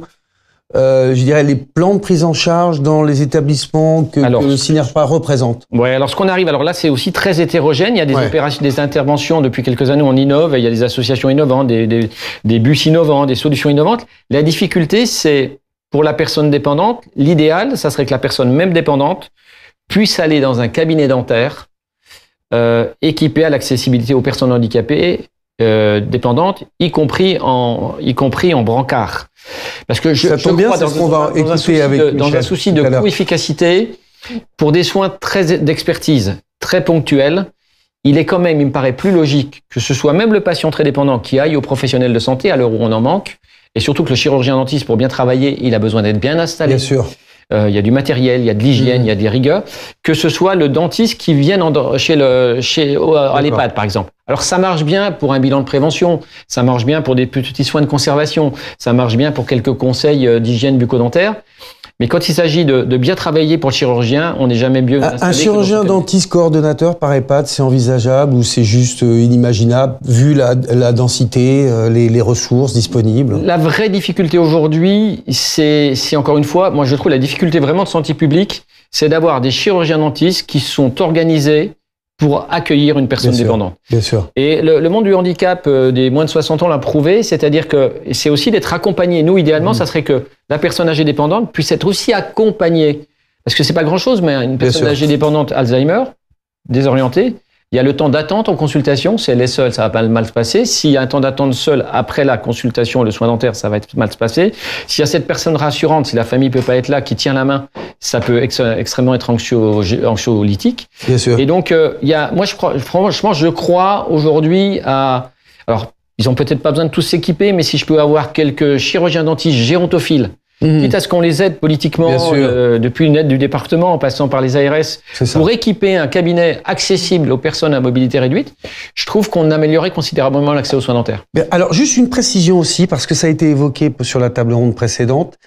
Est-ce qu'il faut former davantage les personnels d'accompagnement en établissement pour qu'ils aillent regarder la bouche, qu'ils brossent les dents des résidents? Est-ce que c'est possible ou est-ce que c'est trop compliqué vu le contexte de recrutement dans lequel vous êtes? Alors, sincèrement, malgré les difficultés, parce que nos équipes sont souvent très bien formées à faire, et dans un établissement spécialisé dans les personnes des âgées dépendantes, je ne pense pas qu'aujourd'hui, heureusement, que ce carrefour bucco-dentaire soit oublié dans les soins du quotidien. D'accord. Mais la vraie difficulté, c'est quelle que soit la personne qui repère une douleur dentaire, une dent qui est en train de se déchausser, un matériel prothétique à réadapter, c'est vraiment la question de l'accessibilité aux chirurgiens dentistes. C'est ça sur lequel vous pardonnez-moi d'être un peu idéaliste et de répéter un peu, mais je pense qu'il faut arrêter de penser d'être une sorte de procédure dégradée d'emblée, que le chirurgien devrait venir travailler dans les mauvaises conditions, avec un mauvais éclairage mal installé. On pourrait parler QVT aussi des chirurgiens dentistes. Moi, j'ai fait dans ma vie plusieurs choses, y compris du remplacement en médecine de ville.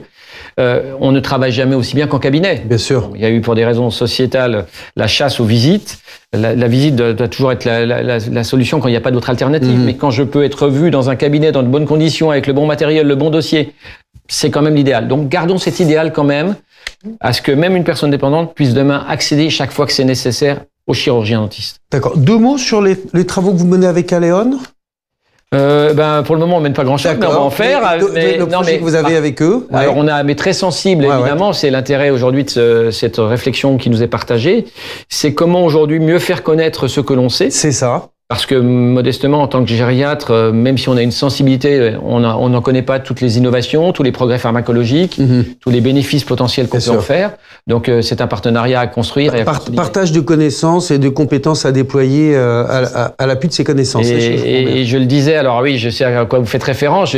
Nos amis à Léon ont un très beau site de formation continue avec des belles fiches actions qui pourraient nous être très très utiles pour les professionnels de santé, médicaux et paramédicaux et de soignants. Mais à cet instant, à Léon, on les met à disposition qu'à nos amis chirurgiens dentistes. Donc un docteur, même avec son numéro RPPS, il n'y a pas accès, mais on m'a dit qu'il y aurait peut-être le message est lancé. Et voilà, c'est dit, c'était l'occasion. Merci beaucoup, Eric. Michel, alors avec vous, on va voir du coup, puisque Eric appelait à développer des solutions organisationnelles avec des cabinets plus accessibles. Alors, c'est justement ce que vous faites en Bretagne avec la Fondation Ildis. Alors, 2 mots pour présenter rapidement la Fondation et puis nous parler de cette initiative de type article 51 de bus dentaires itinérants. À vous, Michel. Très rapidement, la Fondation Ildis, c'est une vieille maison qui date de 1901, qui, au début de son activité, était un sanatorium marin sur la presqu'île de Peraridi. Aujourd'hui, c'est une fondation qui intervient dans les 3 champs, la protection de l'enfance, le secteur médico-social, personnes âgées et personnes vivant avec un handicap, et le secteur des soins médicaux et de réadaptation avec 3 établissements de santé installés, et puis un certain nombre d'activités hors des murs, dont le bus bucco-dentaire, mais pas que. Nous avons aussi des équipes mobiles de rééducation et de réadaptation, une HAD SSR pour aller au plus proche des besoins des personnes qui vivent sur notre territoire. Le bus bucco-dentaire est bien un dispositif mobile. Donc, c'est un vrai cabinet dentaire. C'est un camion de 12 tonnes avec une cabine dentaire, donc les mêmes équipements qu'un cabinet dentaire, une salle de stérilisation. Nous faisons des radios dentaires. On fait tous les soins qui peuvent être faits dans un cabinet classique. Donc avec 2 praticiens qui tournent et qui exercent sur cette activité, salariés de la fondation, et une assistante dentaire qui est à la fois assistante du praticien et aussi c'est elle qui a un permis poids lourd pour conduire le véhicule dans tous les établissements médico-sociaux installés sur le Finistère. Alors on intervient à la fois dans le champ de l'accompagnement des personnes âgées. Aujourd'hui, l'activité, c'est pratiquement 75% d'activité en direction des personnes âgées qui vivent en EHPAD et 25% d'activité auprès des personnes vivant avec un handicap qui vivent en IME, en foyer d'accueil médicalisé ou en masse. Donc, on est sur on a 4 missions, une mission de prévention et vous l'avez dit, c'est important aujourd'hui que les établissements médico-sociaux s'approprient la dimension prévention des risques et tout risque gériatrique, dont le risque lié à l'hygiène bucco-dentaire. Donc là, l'idée de notre projet, c'était de former des référents bucco-dentaires, au moins 2 référents bucco-dentaires sur chaque établissement. Aujourd'hui, c'est quasiment 220 référents bucco-dentaires formés pour 78 établissements engagés. Et nous avons très bien travaillé. Tout à l'heure, Dr Benoît Perrier intervenait. Donc, notre partenaire était l'Union française des soins bucco-dentaires pour les formations en direction des référents bucco-dentaires. L'autre étape, c'est la détection. Avant la venue du bus, l'idée, c'est de repérer les besoins dentaires pour pouvoir aussi organiser nos tournées. Donc, repérer le nombre de personnes à soigner. Et là, c'est la détection via de la consultation. Donc, on a la caméra SoproCare qui prend l'image de la bouche, et l'image de la bouche est analysée par le centre odontologique du CHU de Brest, ce qui permet de repérer les besoins bucco-dentaires. Et ça permet en priorité, hein, si je comprends bien, d'avoir des priorités de tournée pour le bus. Voilà, alors ça c'était dans le projet. On verra que la question de la détection a été un peu compliquée à mettre en place, lié à l'indisponibilité des infirmières en EHPAD, avec un turnover important, et puis la crise Covid est passée par là, donc on en connaît tous les conséquences en termes d'attractivité. Mais on le constate à la fin de l'expérimentation que c'est pas obligatoirement nécessaire, parce que l'état des bouches des résidents en EHPAD est tel que le premier acte qui est réalisé par nos chirurgiens dentaires, c'est déjà un soin pour nettoyer la bouche et repérer là in situ quels sont les soins à réaliser. Donc le bus, il réalise tous les soins, les caries, les extractions dentaires, et on a la chance de travailler avec un prothésiste pour également réaliser l'adaptation des prothèses.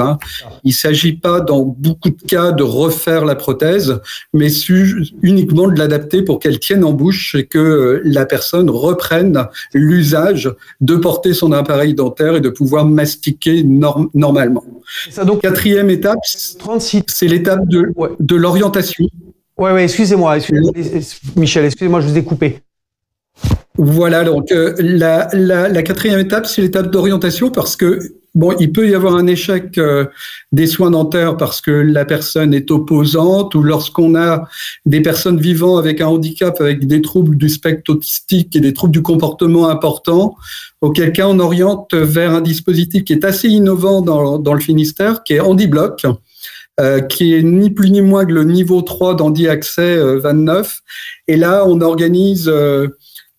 on mobilise le bloc opératoire du CHU de Brest pour accueillir les patients, et on profite des soins dentaires sous anesthésie pour faire la consultation dermato, la consultation gynéco ou d'autres actes nécessaires pour bilanter la personne.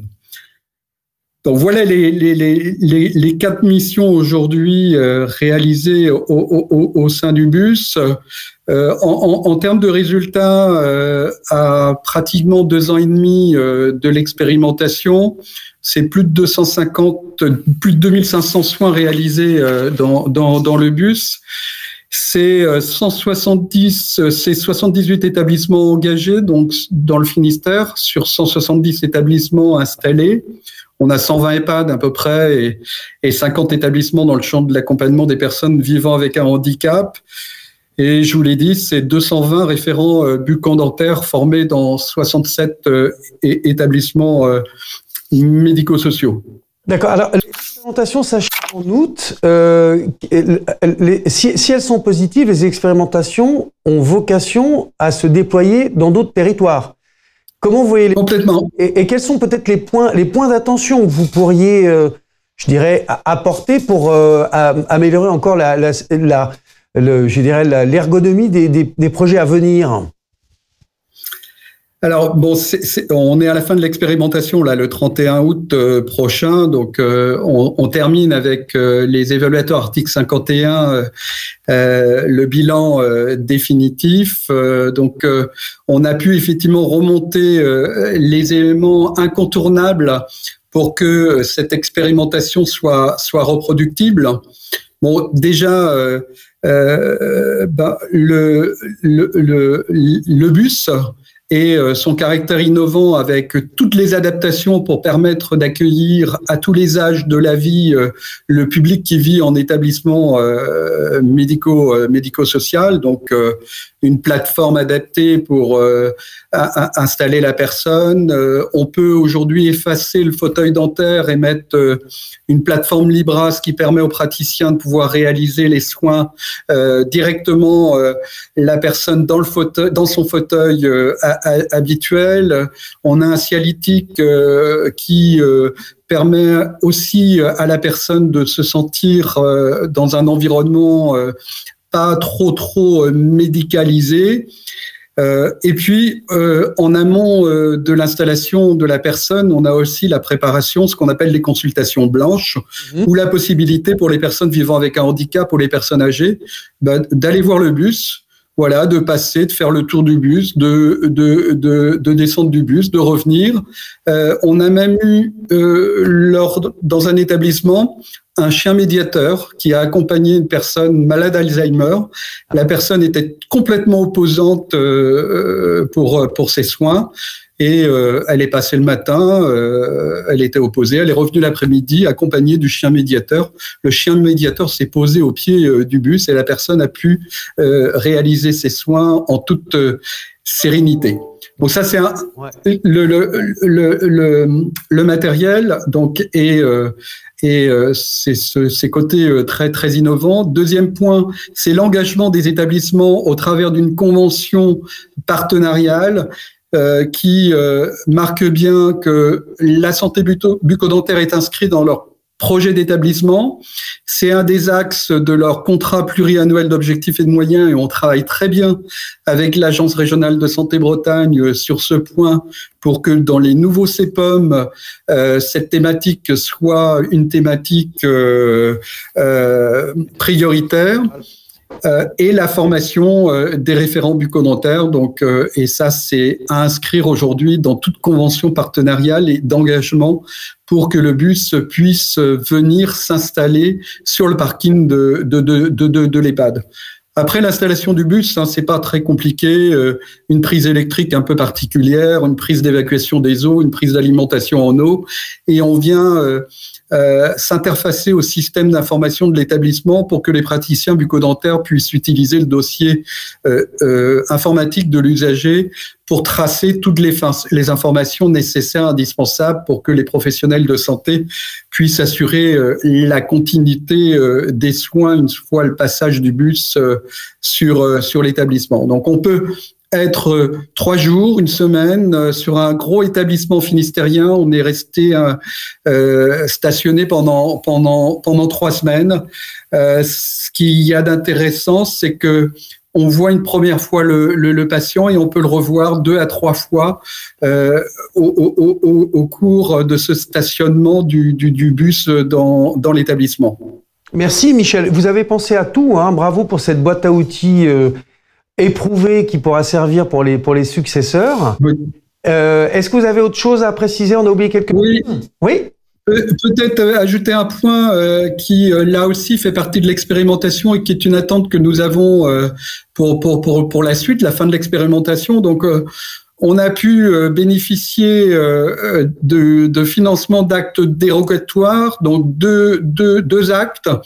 les actes de télémédecine pour les praticiens dentaires, donc ce qui n'est pas dans le droit commun aujourd'hui, et donc à hauteur de 23 €, ce qui permet aux praticiens du centre odontologique de pouvoir être rémunérés par rapport à l'interprétation des images.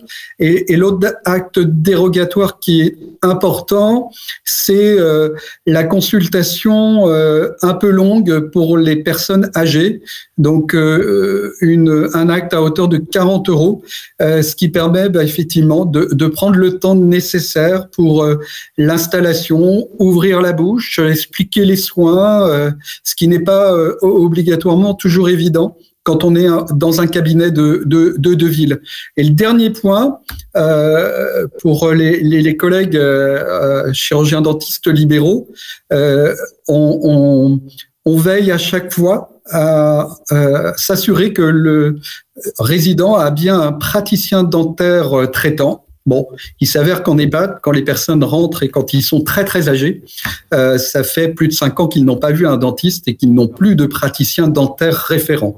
Mais quand il y en a un, il est évident que on va demander au cadre de santé de l'établissement ou à l'infirmière coordinatrice de prendre rendez-vous auprès du praticien dentaire. Et là, il est disponible pour accueillir ou pas disponible. Auquel cas, s'il n'est pas disponible avant 6 mois, 1 an, la personne est accueillie au sein du bus.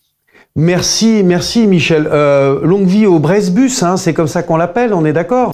Hein? Le Bresbucobus, tout à fait. Donc, on espère qu'il va faire des petits et que, en tout cas, le comité stratégique national innovation en santé qui devrait avoir fin juillet le rapport définitif et l'avis du comité technique national innovation en santé on espère qu'il donnera un avis favorable. C'est ça, avec peut-être une traduction en droit commun des 2 actes que vous avez évoqués, hein, les 40 € d'une part et les 23 € de l'autre pour la téléconsultation. Merci infiniment. Malheureusement, on retourne, on a un petit peu dépassé. C'était très intéressant et très riche. Je vous remercie sincèrement tous les 3. Ainsi qu'à l'ensemble des participants à cette session dédiée à la santé bucco-dentaire. Je vous rappelle que vous pourrez revoir l'ensemble de nos échanges sur la chaîne TV, la chaîne YouTube de Pharmaceutique TV, voilà, très prochainement dans les jours qui viennent. Et je vous dis à bientôt pour un prochain événement. Merci, au revoir.